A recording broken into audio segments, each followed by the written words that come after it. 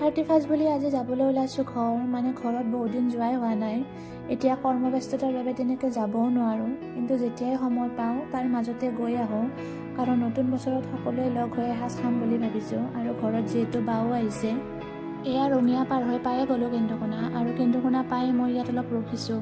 কিয় জানানে? ইয়াত মই বাবাক ৰখি আছোঁ, মানে মোৰ ভাইটি, আৰু সি ইয়াতে কাম কৰে, তাক অলপ ৱেইট কৰিলোঁ আৰু দুয়ো একেলগে ওলালোঁ তাৰ পৰা। তাৰপিছত ফলৰ দোকানৰ পৰা দেউতাৰ বাবে অলপ ফল ল'লোঁ আৰু তাৰ লগতে একেলগে ঘৰলৈ আহিলোঁ।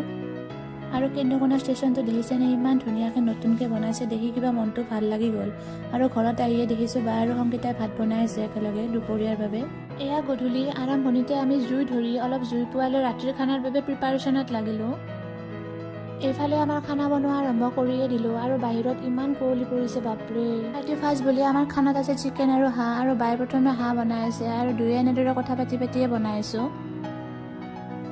অলপ দেৰিকৈ আমাৰ খানাও ৰেডি হৈ গ'ল আৰু 2024ৰ শেষৰ ৰাতিটো আমি আটাইকেইটাই লগ লাগি এসাঁজ খালোঁ। আৰু এনেদৰে একেলগে খায়ো কিবা এটা ভাল লাগে, কাৰণ কিয় জানেনে? আমি সদায় একেলগে খাবৰ কাৰণে লগ নহওঁৱেই। আমি নিউ ইয়েৰ কেনেদৰে চেলিব্ৰেশ্যন কৰিলোঁ সেয়া দেখালোঁ আপোনালোকক, আৰু মোৰ ফালৰ পৰা সকলোকে ইংৰাজী নৱবৰ্ষৰ বহুত শুভেচ্ছা থাকিল। আজিলৈ ইমানেই, লগ পাম নেক্সট ভিডিঅ'ত। Bye bye.